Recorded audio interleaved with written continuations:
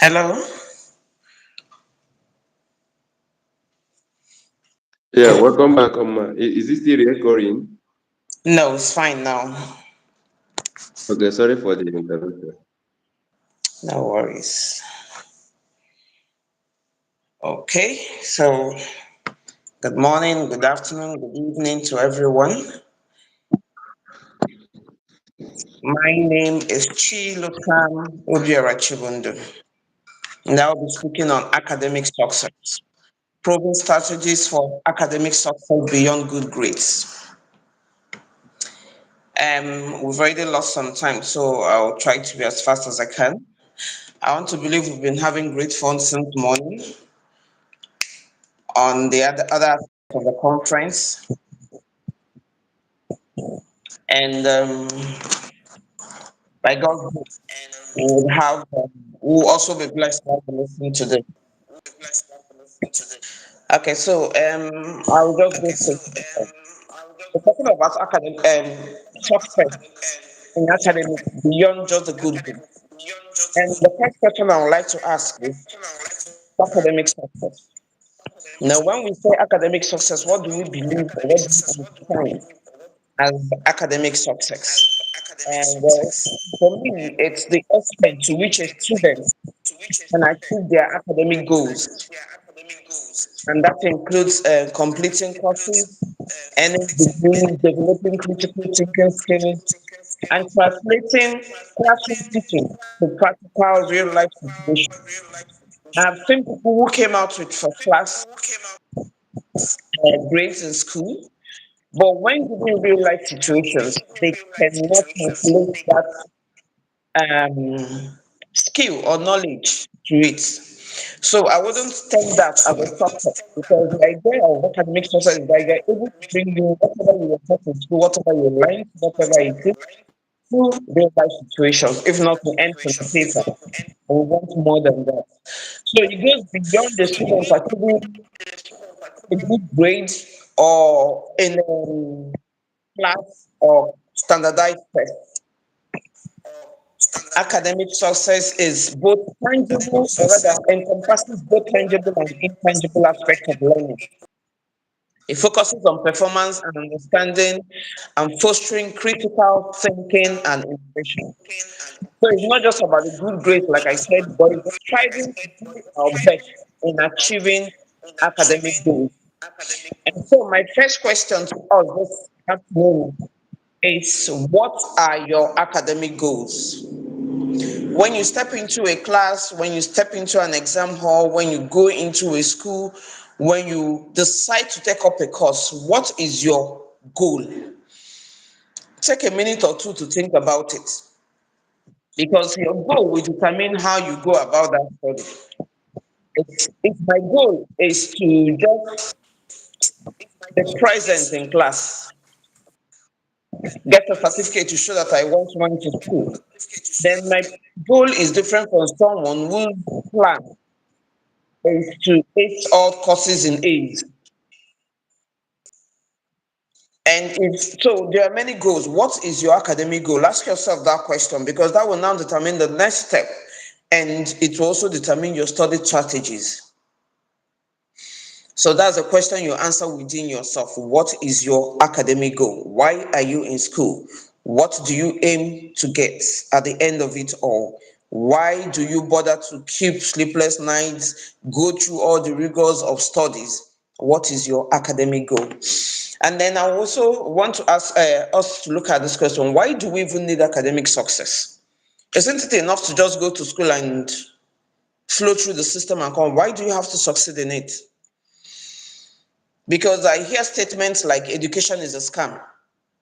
So if education is a scam, why then do we want to spend that much time studying and then succeeding in it? Well, this I'll call it this statement, education is a scam, is what we get from, well, part of the reason is youth. We get many of our youth saying this due to their laziness. Some are gullible. Some in their quest to get rich quick and lack of perseverance. Some view education as a long process of achieving their aim in life. So they term it a scam. It's also the mindset of those who, after acquiring education, have no place in the labor market. I have two cousins who dropped out of school, out of university in their final year. They lived in Onitsha. Their father was a businessman, right in, I don't know which one of the big markets in Onitsha. So they grew up in that setting. And they saw their mates who they went to secondary school with at 4 years after driving big cars, owning big shops, doing big things, and they were still in school. And they just felt it was a waste of time. And they dropped out of school. And I remember then the mom called me and my siblings, and we were like, please, we should speak to these her sons. That it's, we called them, we said, look, it's just 1 year to go. Persevere. They said no. That their friends are already riding cars, their friends are already building houses, that during Christmas they went home, their friends were doing great things and they were just there, that what exactly are they, and they dropped out. Recently, one of them reached out to me wanting financial aid to migrate from Russia to Canada. He's been in Russia illegally, doing all sorts of things, and he now wants to go. I was like, okay, how are you going to Canada? He said he's going in a ship or something. So you're even going there illegally. So his life has been a mess. Why? Because he allowed this story of education is a scam to get to him. And I want to tell you today that education is not a scam. Oprah Winfrey said something. She said, education is the key to unlocking the world, a passport to freedom. And so when you look at education as the key to unlocking the world and the passport to freedom, then you will be able to persevere to get what it takes to achieve academic success. It is important to achieve success in our academics because it is essential for our successful development in the society.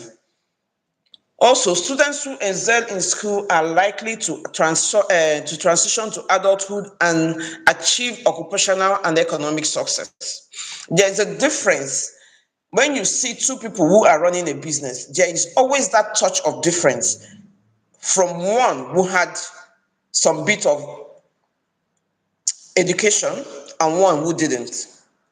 The mindset, the approach to business, the risk taking, the financial handling is there's always a difference. So there is an edge when you have academic success backing up whatever it is you want to do in life. There is nothing that stops you from being who you want to be, but having success in your academics is a plus in everything you want to do. And so it's also important that we have academic success because it provides a long-term, like I already mentioned, foundation for future opportunities. And then the life is so dynamic. Today you may want to do something, tomorrow you don't know what else you want to do. So it's, for me, I believe in getting all you can while you can. And then the days you need it, all you need to do is pull it out of the portfolio and put it to use. Academic success also enhances critical thinking. It builds self-esteem.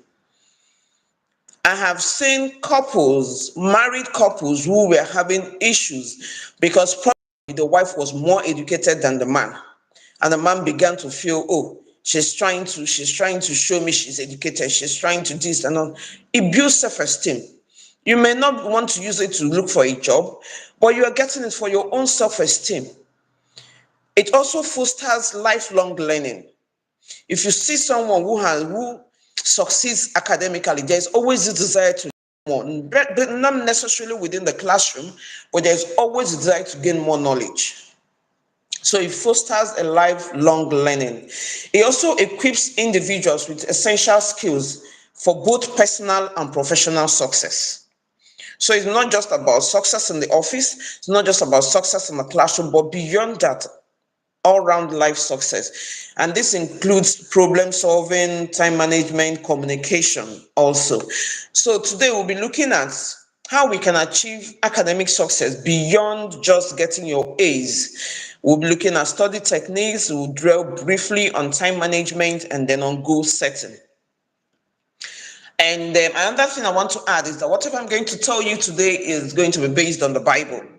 And that's because in our quest for academic success, we must recognize that knowledge is a gift from God. The Bible teaches us to seek understanding and wisdom in all things. And as far as I'm concerned, that includes in our studies. So when we value knowledge, we honor God, who created our minds and purpose for learning and growing. Proverbs 18 verse 15 says, an intelligent heart acquires knowledge, and the ear of the wise seeks knowledge. So if you are a child of God, it's only natural that you want to acquire knowledge, you want to seek knowledge. So it's important for us to remember that the pursuit of knowledge also draws us closer to God and enables us to better serve others. It's not just about ourselves, but it's also about serving others. And so we'll look at some ingredients for academic success.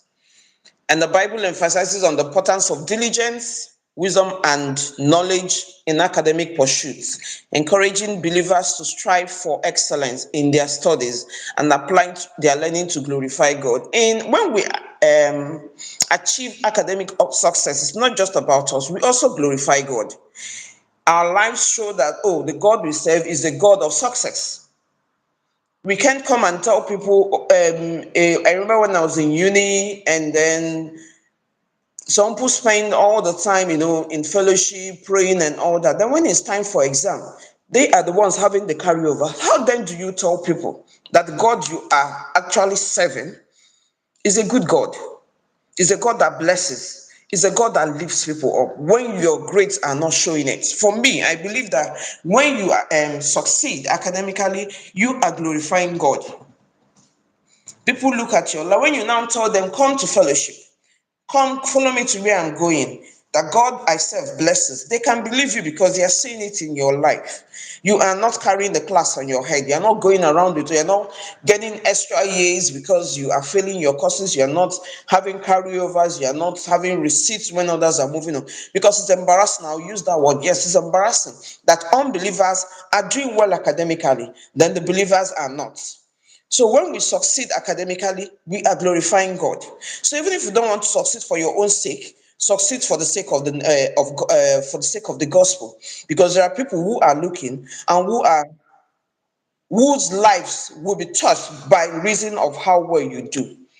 Proverbs 2 and verse 6 says, "For God gives wisdom, from his mouth come knowledge and understanding." So we see that wisdom and understanding comes from God. So if it comes from God, it has to reflect in our lives. And talking about ingredients for academic success, number one is diligence. Diligence. We must work diligently. When we think about it, it's essential to remember the value of hard work when we think of academic success. The Bible encourages us to work diligently in all aspects of our lives, including our studies, and that's by putting in effort and showing our commitment, as we demonstrate our faithfulness to God's calling. The character we build through hard work not only leads to success, but also other valuable lessons along the way. Together, we can put our best foot forward. We look at passages like Colossians 3:23, Proverbs 12:24, Ecclesiastes 9:10, Romans 2:11.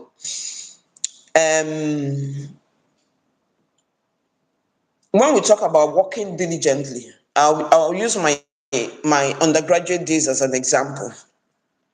I just mentioned them, people who are looking at us, unbelievers who are looking at us, and then our lives are, rather, our results are not showing. I remember then, there are a lot of academic fellowship activities that we have to attend. But when it's time for exam, or rather after your fellowship activities, still study, spend time studying, make sure that there is time for everything. There is time, you give time to the work of God, you give time to your schoolwork. If you spend all the time, my husband used to tell me about when he first went into medical school. He said his roommates were always like, "Oh, come, let's go for fellowship." And he was following them, but he wasn't too, he said he was looking, he used to look and like, these people were not doing well, but he knew the background he came from. He couldn't afford to fail because there were people who were waiting for him to fail. So they would laugh and mock. And so he couldn't afford to let that happen. And he said the first semester, he noticed that all those people, that they all failed their courses, they all had carryovers. And I was like, no, this cannot be you. I cannot follow these people. If I go with them, I will be a failure also. But these were believers. And what did they do wrong? They didn't manage, they didn't work diligently. The spent when I was in uni, then we had what we call the convocation. There was a space, open space, our convocation square. Then you could go there and pray for hours. I used to do that. I could go, but I always try to. I go for 1 hour. I will go and pray for 1 hour. I'll come back and study, maybe for another 1 hour or two. But I'll make sure that I don't use all my study time for praying. I don't use all my praying time for studying. Each one gets its own allocation. But the important thing is that as a student, if all you do is pray and you don't study, you will fail. And if all you do is study and you don't pray, you will fail. So there has to be a balance between the two. You must study well. You must do your bits so that when you leave it in the hands of God, then the results will show. Then talking about ingredients for academic success, we also look at the role of prayers. As we pursue academic success, we cannot forget the importance of prayers. By seeking God's guidance through prayer, we invite Him into our academic endeavors. It reminds us that He's ultimately in control, and He encourages us to lean in His own on His understanding, not our own. Let's commit ourselves to a life of prayer, asking for wisdom and focus as we study and strive for success in our studies. We look at passages like Philippians 4:6-7, 1 John 5 verse 14, Mark 11:20. When I was studying for my SSCE, for SSCE, the scope of study is a lot. Is a lot because you're studying for everything you did from SS1 to SSS1, SS2, then the part of SS2 where you did where you still do some schoolwork, and it was a lot. Usually other exams you just study for that term, at most for that session. And so I discovered that there was so much to study for, and the things we've done in SS1, we had moved ahead from there. And I remember then what I did was, before I pick up any subject to read, I'll first of all pray. I'll go on my knees, I'll spend time with God. I'll like, God, I'm about to study my chemistry. There is so much to study. I need you to guide me. And I did that for all my papers. And after I have prayed, there's definitely no way I'll be able to give adequate time to every topic, as in the same amount of time to every topic. So when I have prayed, God will just lead me on the topics to study. And I remember throughout my SSC exam, I did 8 subjects. All of them, whenever I enter the hall, it is only those topics I studied that will come out. If at all a topic I did not study comes out, it will be an optional topic. And there will be another topic that I studied that I can pick from. Maybe all these 5 questions, answer any 3. And then maybe those 3 will be the ones I spend good time on. But I noticed that throughout, for the 8 courses I wrote, whenever I went into the hall, it was only the the topics I took time to study that came out. Even in my English exam, I was very ill then. I had gone to the school clinic, and they gave me, and I don't know, the lady asked me if I was writing an exam. I said yes. I don't know why she still gave me an injection that made me very drowsy. I went from the school clinic and into the hall, and I practically slept all through. My classmates were worried. They will wake me up. Chilotam, write something. I'll wake up. I'll write. To small time, I'll discover I've slept off again. Somebody else will wake me up. But when my result came out, I aced all my courses. I had A's all through.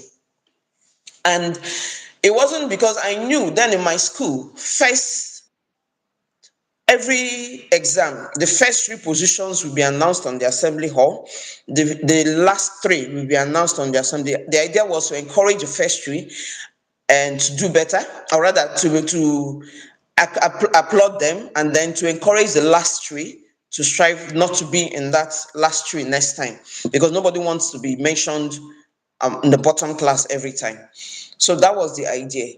And they always, and I know that the people they were expecting to get all A's in SSCE, we are not the ones that did it.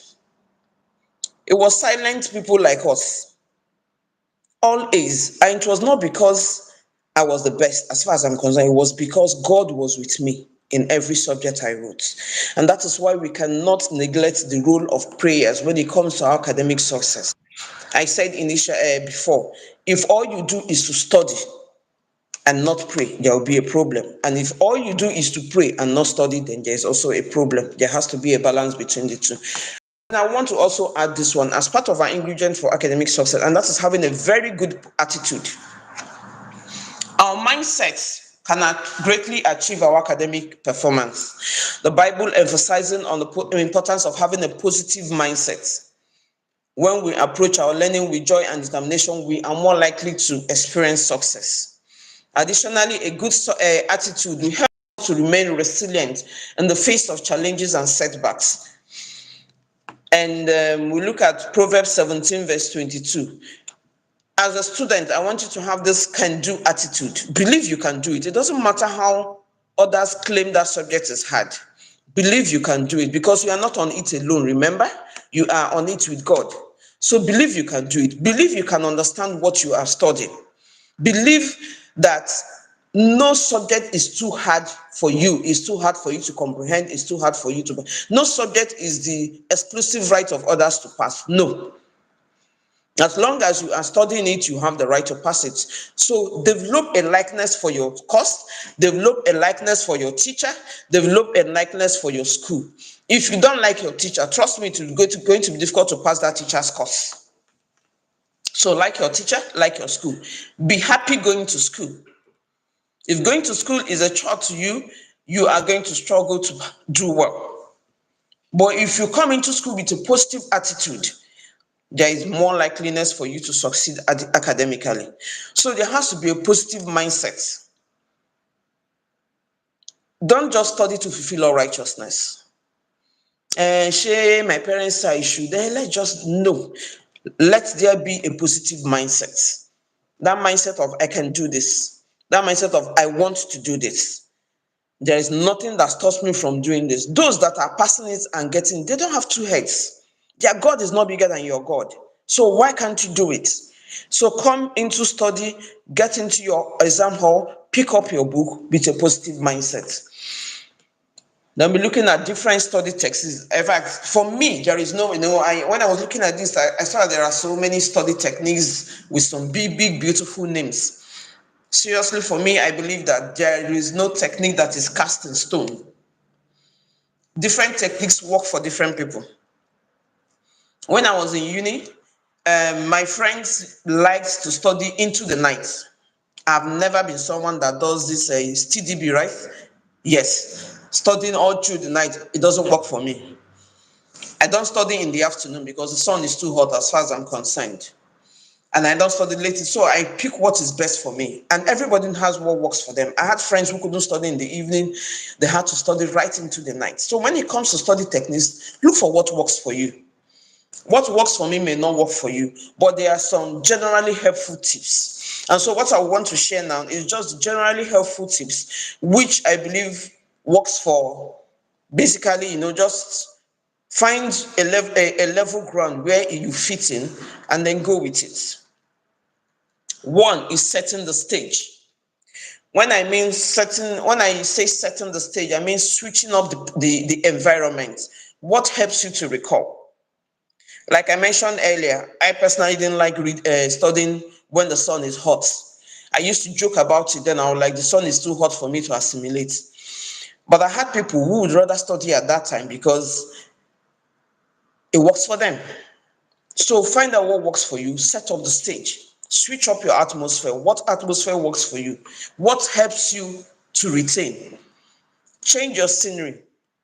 Some people like a quiet place. Some people like a place with a bit of noise. Some people for me, I used to like a place towards evening when others have gone to class to go and study in the classrooms. I'm left alone in the hostel. I used to love it then. I know a lot. I will tell you this, try not to study on your bed. The bed can be very, very attractive. Try not to study on your bed. Even if you're in your room, maybe sit on your reading table and all that. But I love to stay in my room to study. I'll put a bit of music in the background because I prefer that. And I'll be snacking. As long as I have something to munch on, I'll be studying it to be flowing. But there are a lot of people who would rather not have music. They want that quietness while they study, but find out what works for you. Set the perfect stage for yourself. If calming music works for you, fine. If you want to eliminate every form of distraction, fine. But one distraction I will always tell students to eliminate is your phone. Is this social media? Your phone, keep it away when you want to study. Oh, let me just reply to this one message. Just this one message. 2 seconds, I'm done. Before you know it, you spend 2 hours on that phone. So avoid every form of distraction. Set a perfect stage. Whatever, if going to the library works for you, do it. If staying in your room works for you, do it. If you have space in your home, you can create a study room, stay there and study. But set up a stage that works for you. Set up a stage that helps you to have a concentrate. Set up a stage that helps you to improve your memory. Then another technique is to read, recite, review, and retrieve. How do you do this? Active recall. That means as you're studying, you try to actively recall what you've studied. Ask yourself questions. Close your book, close your textbook. Go through what you have studied. Okay, how do you understand it? Try to explain the concept to yourself as if you're teaching it to someone else. Then try to recall as much as possible without looking at your textbook. If possible, get someone to set questions in your head. Possible questions, okay, what if the teacher asks this way? What if the question comes in this form? How do I explain it? That's called active recall. So after you've read, you try to recall what you have read by asking yourself questions, and then by trying to answer those questions without looking. Just like if you're a job seeker, if you're at the point of looking for a job and you're a job seeker, you're preparing for an interview. You know how you do it? You ask yourself interview questions, and then you give yourself answers. You don't just put it in your head. There's a difference between, I'm reversing it in my head, and there's a difference between I'm saying it out. When you say it out, it gives you the confidence of how you're going to say it in front of your interviewer. So that's the same way it is with when you're studying. Ask yourself possible questions that may come out, then try to answer it. That gives you an idea of areas you still need to pay attention to, so that you come back to these areas and like, oh, this area, okay, you now pay attention to it. Then you go back, you keep doing that. Active recall, on and off. Every topic you study, you do an active recall on it. Go back, utilize practice tests. You can even if you're not asking yourself questions, go to past questions. Try to use it to test yourself, know if you've understood what you've read before you move on to a fresh topic. And then if it works for you, if concentrating on your own is difficult, join a study group. A study group helps you. One, it will keep you awake when you want to sleep. When I was doing my master, towards the end of my master's, concentrating became a problem for me because I was pregnant then. And I didn't realize that was what was causing the issue, but I just suddenly realized that I couldn't study for long. I'll study a little and then I'll sleep. And I did, and then one of my friends too, who was has is that she's always used to reading in groups. So she called me one day, she was like, can we study together? I was like, that's a good idea. I said, please come over. She came over to my house and we began to study together. And I realized that when I was studying with her, I wasn't sleeping because I had like an accountability partner. You can't sleep when somebody is there with you. She was like, what's the meaning of this? I came here to study. Why are you trying to sleep? So we began to study together and we'll ask ourselves questions. She will ask me some questions after she has finished. I'll ask her, then we'll now find, oh, this area, okay, I still need to work on it. And for the courses we studied together, I did so well. And I began to ask myself, why haven't you even been doing this group study before? Why have you been studying on your own all this while? So find what works for you. If concentrating on your own is difficult, find somebody who has the same study, I would say study belief as you do. Someone who also, if you study in the afternoon and someone prefers to study at night, you cannot work together in a group with that person. But if your study preferences are alike, then you can work together. So find a group that works for you. Study in a group, and study in a group that will make you better. Don't study in a group that will pull you back. Don't study in a group that at the end of the day you are worse off than before. No, study in a group that like the Bible says, iron sharpeneth iron. Study in a group that when you are done, you are better than when you started. And then you also do what is called spaced practice. Spaced practice, spaced repetition. It's a learning technique where you review your material at increasing intervals. So you review the material soon after learning it. Then a few days later, you review it. A week later, you review it. This technique helps to move information from short-term to long-term memory. So if I've studied something now, I go through it. Maybe immediately, I just close my book, ask myself questions, know where I need to touch upon, do that. Maybe next tomorrow, I do the same thing. I just come back to it, begin to ask myself questions again. Know how much I have retained. Next week, I do the same thing. It's called paced repetition, spaced repetition. You come back to it after a week. Ask yourself the same questions again. Do you still do you still understand? Do you still remember? This moves what you have read and understood from short-term to long-term memory. Then we also look at color-coded notes. If you have highlighters, highlight important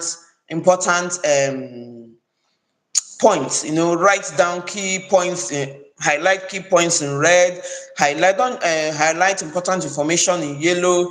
Not just everything, don't go coloring your entire book, just important, things that when you want to glance through, when you want to do brief study, you just go through your highlights. It helps because those important ones have been highlighted, very key points, key informations that you want to always remember.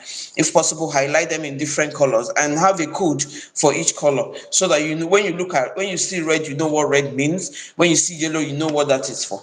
And then also study before bed. Sleep is crucial for brain function. You need your sleep. Even before you enter an exam hall, you need your sleep.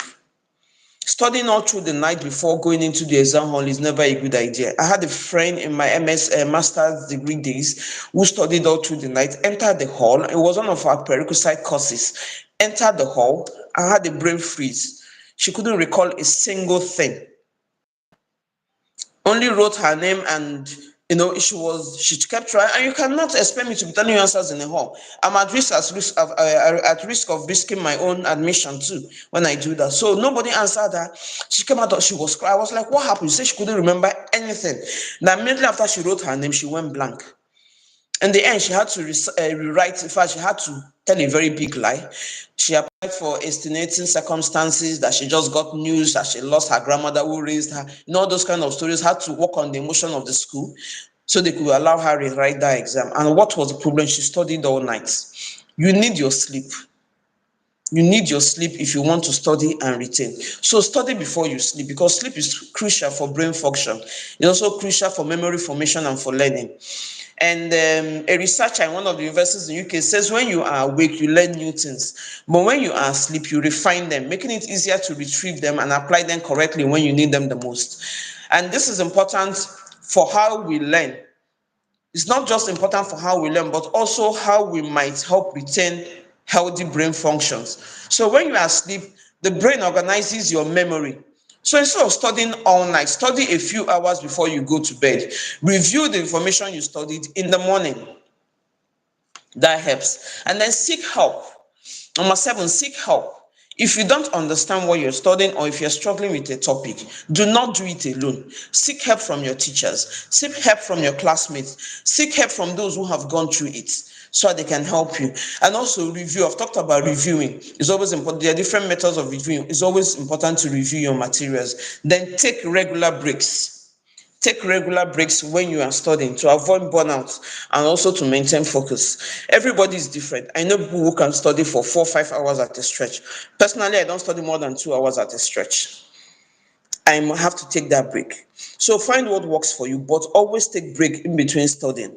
At least when you take that break, mentally review what you've studied, rest your brain, do something different, maybe walk around, maybe take a drink, maybe take a snack or something, but take breaks while you study.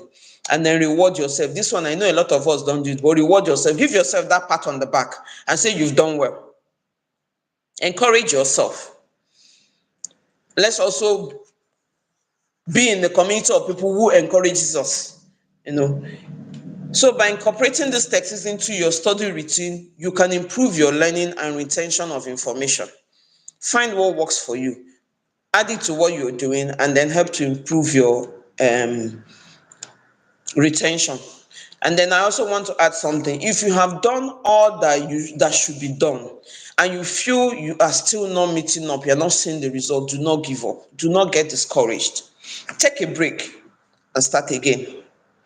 Isaiah 40 verse 29 says, He gives strength to the weary and increases the power of the weak. This verse emphasizes God's provision of strength to those who are tired and powerless, highlighting His support for the weary. So when you think you can't do it anymore, just take a break, start again. Don't give up on yourself. Every academic journey comes with a set of challenges. The Bible offers us encouragement as we navigate these challenges. And then let's also remember Philippians 4:13, a verse we know so well. I can do all things through Christ who strengthens me. We can do it. God will strengthen us and we can do it. So briefly, we'll look at time management, because time management is important for every student. If you cannot manage your time, then it's going to be a problem. Managing our time wisely is a skill that is essential in achieving academic excellence. The Bible encourages us to be responsible stewards of our time, allowing us to balance our studies with other aspects of our life. Other aspects of our life should not suffer because we are studying. But if we invest our time wisely, then we'll be able to open doors for learning and growth and help cultivate an environment that supports our pursuit of excellence. So Ephesians 5:15 and 16 says, Let's look carefully then how we walk, not as unwise, but as wise, making the best use of time, because our days are evil. Yeah. So make the best use of your time. And how do you effectively manage your time? By implementing strategies like goal setting, breaking down large tasks, and many others. If you do that, you enhance your productivity and achieve academic success. So you can achieve you can do that by planning and scheduling. Create a calendar, prioritize your tasks. I can't remember what the technical name for it is called, but you prioritize your tasks in terms of what is important and urgent. What is urgent but not important? What is important but not urgent? And then what is not important, not urgent? Prioritize your tasks that way so that you will now be able to focus on what needs to be done when it needs to be done. Then we also manage distraction. Avoid social media. Avoid your phone. Keep it far from you when you want to study. When it's time for your phone, and if you want to pick up your phone, be strict with the time. Tell yourself, okay, I'm going on a study break and I'm going to maybe relax with my phone for 30 minutes. Stick to that 30 minutes. Be strict with it. If you allow 30 minutes to linger into 35, before you know it, it will become 55. Before you know it, it will become 2 hours. So be strict with your time, manage distractions, be able to focus effectively. And then study at your peak hour. Find your peak hours. Is your peak hour in the evening? Study then. Is your peak hour in the afternoon? Study then. If your peak hour is in the night, study then, but just make sure you take enough breaks. Take regular breaks.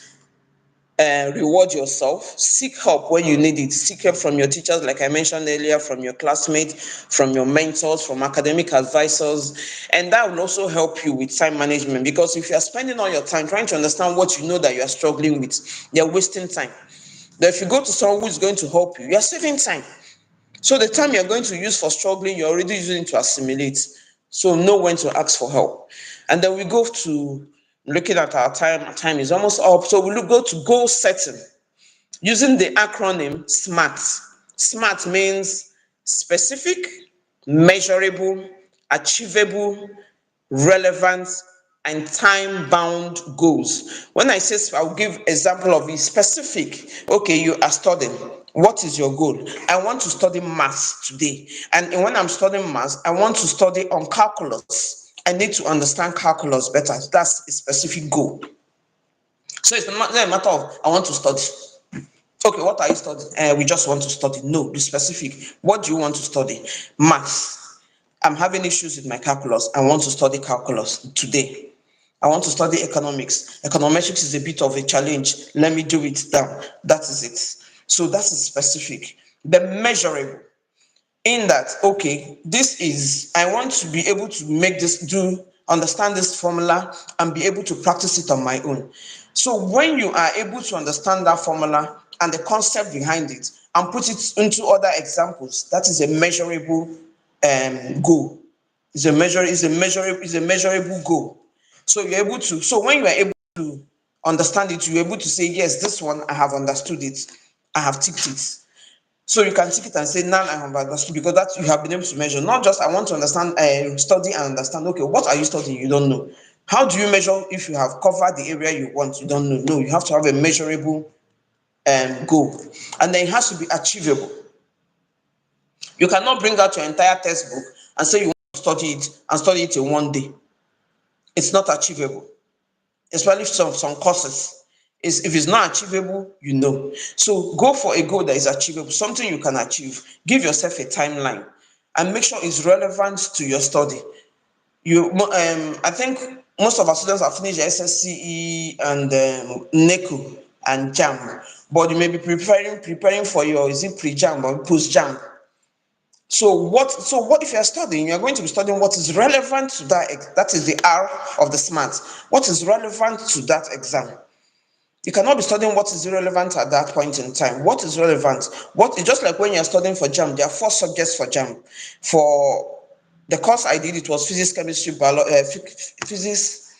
biology, English.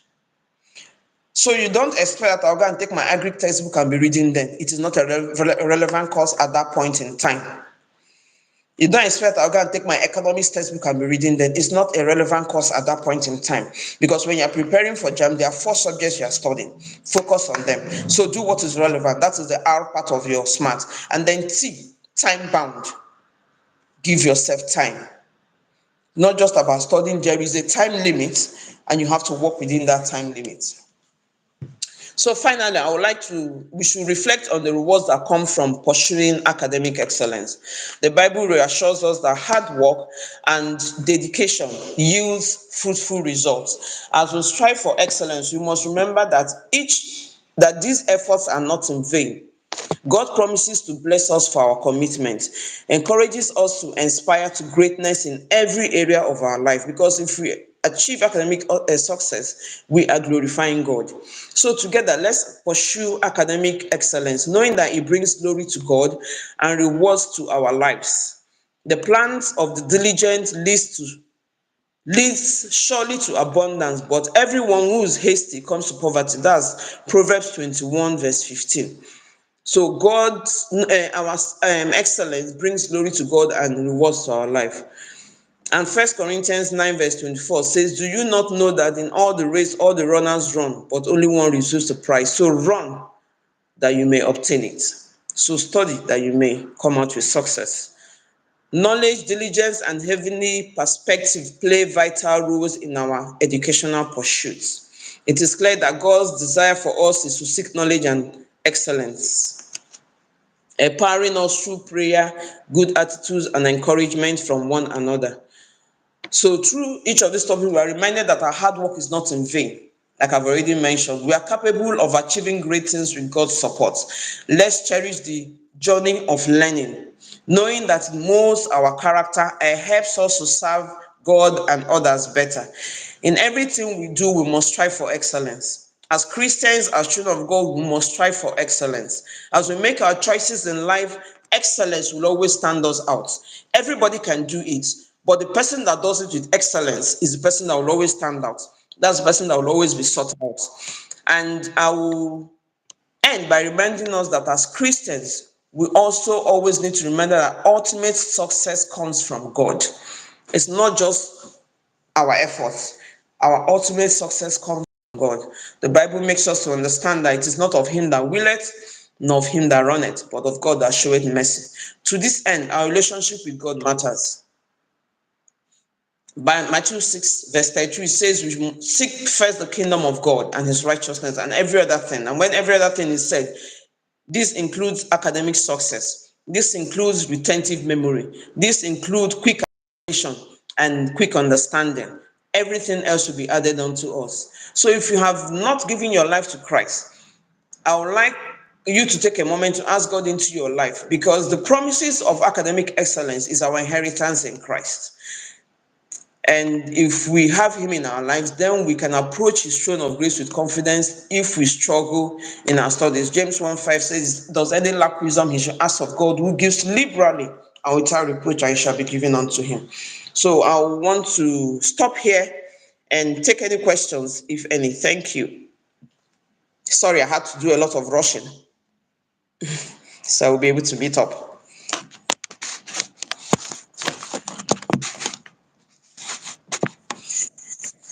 Hello, ma.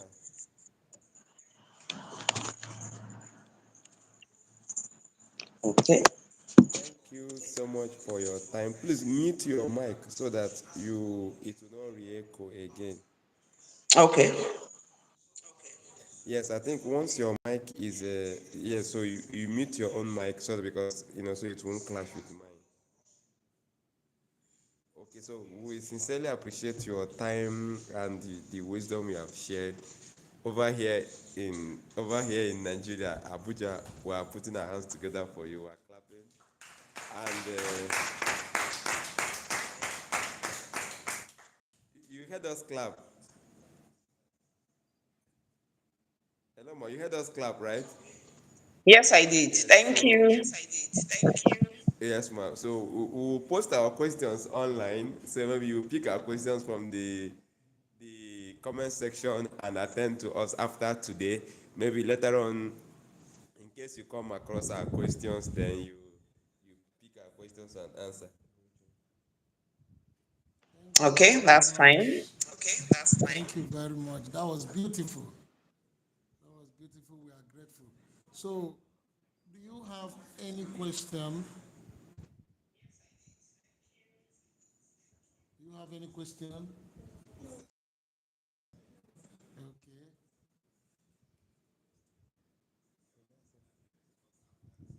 Thank you very much. Of questions.